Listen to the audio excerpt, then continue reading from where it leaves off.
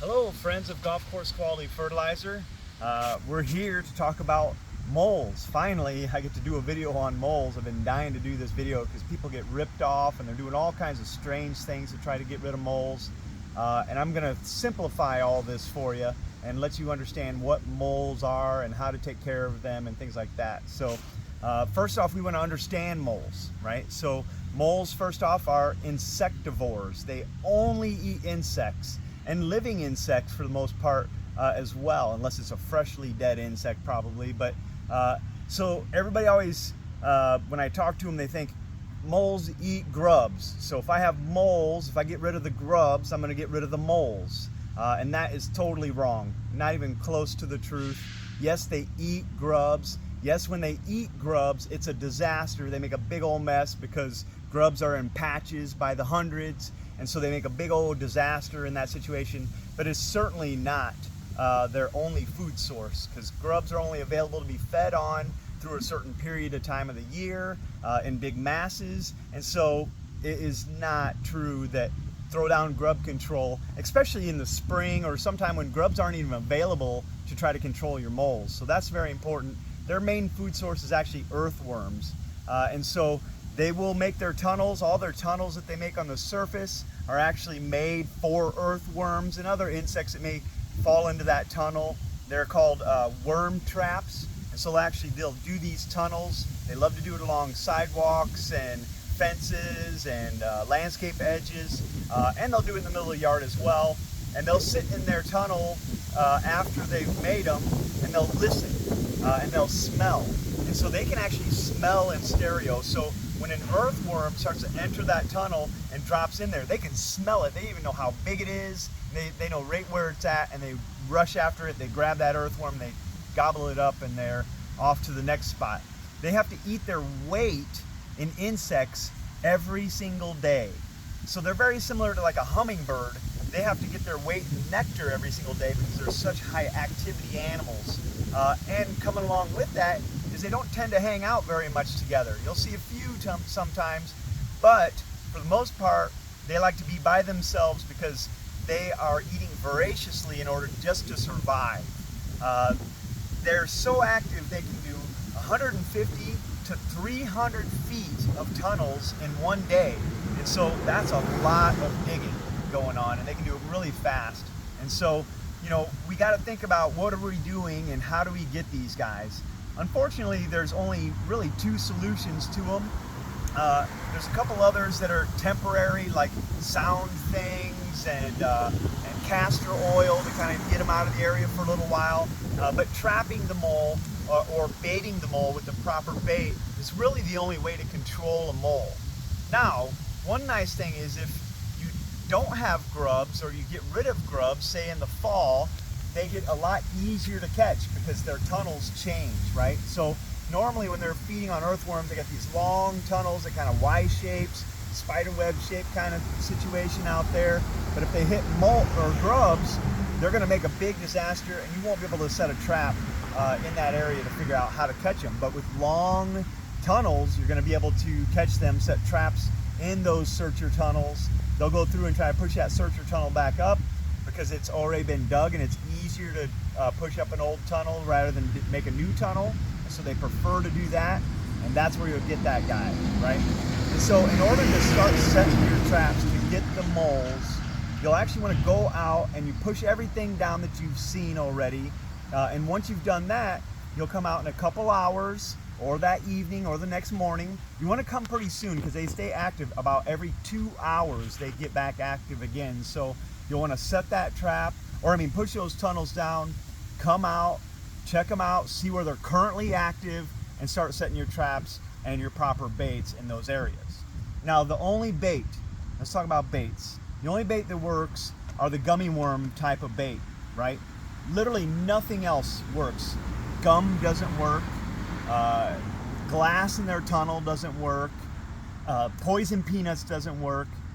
If you look at any of the universities that research these things, that have turf science schools like Purdue, Michigan State, Rutgers, Penn State, there's tons of awesome turf schools out there, and you can look up on their sites and and look up research on moles and realize that all these things that everybody has said before is totally farcical, right? So don't do any weird stuff in the ground, please. Try to just use the proper things and be aggressive at it. So if you set a bait, okay, the baits, the best spots to set those is concrete edges, landscape edges, fence lines, because you can't set a trap there, and also they're the most frequently used areas. So baits, those worm baits, or they even have a grub one that is great for those zones. And I have about 90% success with those guys in those type of areas because they're so voracious, because they constantly travel that same zone all the time. Now, one thing to think about, these are gummy worms, right? And so you want to put them down after a rain. Also, the moles will get more active after earthworms after a rain, because the earthworms will come to the surface. And so you want to do it after a rain, not before, because if it does rain, you're going to have to put a new worm out because it's going to melt that bait, right? And so things to think about when you're using your baits and you're putting them out, and when to put them out and things like that. Another thing is, if you do notice mole activity, get on it right away. That's going to be the easiest way to get that mole, because he's going to have limited tunnels made and you can get at him right away, and then you can typically have a higher percentage of success if you can get after him within a few days of him getting in your yard. So think about that too. Don't just walk away for a few days. You'll come back and it'll look like you have an army in your backyard, because they make so many tunnels. Remember, 150, 300 yards in a day. So it can be a big mess, really hard. So you go out, you push everything down, and then you go ahead and set your baits and your traps. Let's talk about traps a little bit. Traps, and because they have so much scent, right? Power, they can smell things. We need to keep everything scent free. Hence why I have these gloves on, right? We have to do it when we're handling the baits. We also have to do it when we're handling the traps. And we put traps in totes. This might not be the best scent trap tote, but this is to give you the idea. We throw some leaves and things in there, and then we pull these traps out and handle them with this. After we do have a successful mole trap catch, we want to wash that off with some scent-proof soap, throw it back in that tote, and let it get naturally smelled again. We don't want them to smell this. They smell in stereo. If they smell oil, people, old dead moles on it, they're going to avoid that area. They're very keen to that. They're very sensitive. As soon as you walk in the lawn, they know you're there and they can feel you, and they'll stop moving. And so if you sit there for a while and you see a fresh tunnel, you might see that tunnel start to move again, but it takes a little bit. They're very patient animals, okay? And so when we're setting traps, these are my favorite, the kind that you just can set in the ground, step on it, and set it. Those are so much easier to do, very little disturbance that you make. There's other varieties of scissor traps.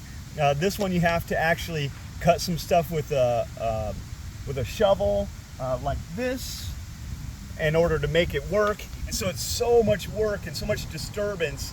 That's why I don't like this guy. It's really hard to set that trap. So I prefer the nice solid full metal type scissor trap kind. The spikes tend to jump out of the ground. You have all kinds of issues with spike traps. There's all kinds of other strange traps out there that are kind of minimally successful. Scissor traps are the best. Also, when you're setting traps, I mean, you want to have a number of traps, not just one trap, because that's going to be very hard to go, oh, he's going to use this tunnel again. You want to set yourself out 3, 4, 5 traps if you can. That way you can get them locked into that area and you have higher chance of success. You know, these traps, you know, they cost around 25 to even 50 bucks a piece. But if you ever called an exterminator guy out for those guys, it's $200 setup or something like that, and $50 every mole. These will be worth it, especially if you keep them smelling good or smelling fresh, and keep it for a long time. You can get lots and lots of moles with them, right? And so buy yourself a handful of traps. That'll help your success a lot more as well. So when you set those traps, in order to set it in the right location, you push everything down, right? Come back in a couple hours, and then you look for the longest, straightest tunnels that you can find, and you'll set those traps in there. With these guys, you'll set that trap. Let's move over here a little bit. We got a fresh tunnel. So take that, put the spikes in where the tunnel's coming through, and the scissors are gonna open up like this. And you're gonna push it down in there. Like this. And then you're gonna take this guy and you're gonna push it down until it sets. Hopefully this one will set for me. sometimes they can be a little tricky, and boom, I'm done. I walk away, right? I like to throw a flag, just in case somebody's gonna mow it. I throw a flag in here so I know where it's at. And I also sometimes flag my baits. So one time I set a worm next to a fence. There was a fresh tunnel through there, and I watched that tunnel get pushed up right to the worm, and then I never seen the mole again. Now I don't dig them up to see what's up. It's good just feed my turf later in its life. It's never fun messing with dead animals in my case, so I try to avoid that as much as possible. If your traps don't go off for a couple days, you need to move it. Don't sit there, keep it there for a week or something. Every couple days, come check them. Every day, actually, or even every few hours if you feel like it. Come check them, and then if they're not successful and there's more tunnels, push those down and move the traps around. You'll get them eventually if you keep at it. Thanks for listening about my mole thing and all the stuff that everybody else tried to do in the past. Don't use grub control and expect to control your moles. They can assist it during the time there's actually grubs available, but don't use it to control moles. Thanks very much for listening. We'll see you later.